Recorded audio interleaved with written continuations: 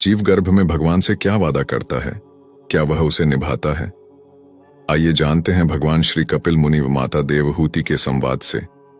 माता देवहूति ने पूछा, मातृ गर्भ में तो जीव को बड़ा सुख मिलता होगा, न सर्दी है, न गर्मी है, न शोक है, न मोह। भगवान कपिल ने उत्तर दिया, यह मत पूछो माता। मां के गर्भ में जीव को जितनी वेदना होती है उतनी न पहले कभी हुई थी उसे और न कभी आगे होगी। गर्भवास समम दुहकम न भूतो न भविष्यति।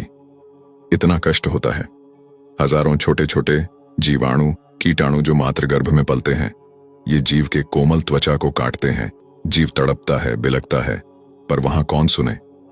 यदि मां चटपटी वस्तु का सेवन कर ले तो इसको कष्ट होता है। मां कभी गर्म वस्तु का सेवन कर ले तो इसे दुख पहुंचता है। 7वां महीना आते ही जन्म जन्मांतर के कर्म इसको याद आते हैं और भगवान की स्तुति करने लगता है। तस्योपसन्नम वितु जगदिच्छयातना नातनोर्भुवि चल्ल चरणारविंदम। अर्थात परमात्मा से कहता है कि हे भगवान, एक बार मुझे इस गर्भ से निकालो, गर्भ से बाहर करो प्रभु। आपका ऐसा भजन करूंगा कि फिर कभी गर्भ में नहीं आना पड़े। भगवान कहते हैं, तुम गर्भ में ही स्तुति करते रहो, बाहर आते ही इस कष्ट को तुम भूल जाओगे। जीव कहता है, सत्य कहता हूं, एक बार गर्भ से बाहर निकाल कर देखो, मैं तुम्हें कभी नहीं भूलूंगा। बड़ी बड़ी प्रतिज्ञाएं करता है। 9वां महीना पूर्ण हुआ, 10वां मास आरंभ हुआ और जैसे ही प्रसव की वायु का वेग आया, जीव मातृ गर्भ से तुरंत संसार में आ जाता है। जीव संसार में आते ही प्रभु को भूल जाता है और भक्ति रहित कर्म करके दुख भोगता है।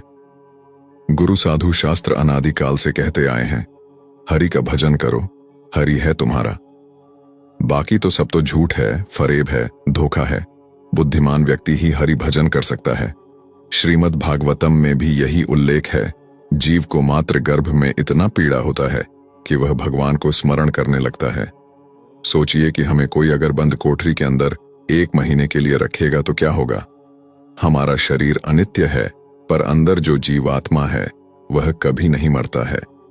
क्योंकि जीवात्मा भगवान का अंश है, इसलिए वह भगवान को हर समय स्मरण करता है।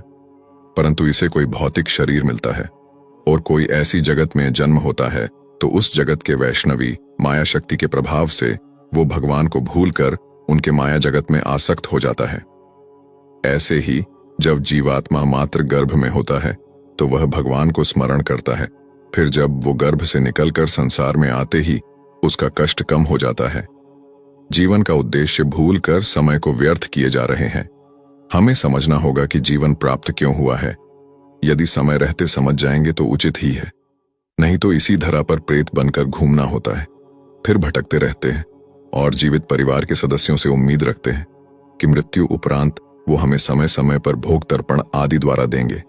लेकिन आज समय बदल गया है।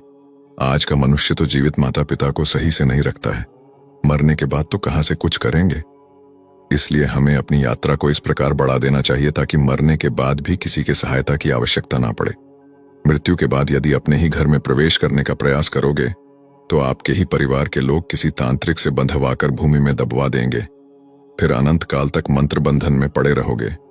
धन के साथ वो कर्म धन भी अर्जित करे जो मृत्यु के बाद काम आने वाले हैं। मृत्यु के बाद भी जीवन होता है, इसे कोई नकार नहीं सकता। भागवत गीता में भी प्रेतों का वर्णन है। इस दिव्य ग्रंथ में कर्म से संबंधित फल का विस्तार से वर्णन किया गया है। आज समय है, कल तो मात्र पछतावा है।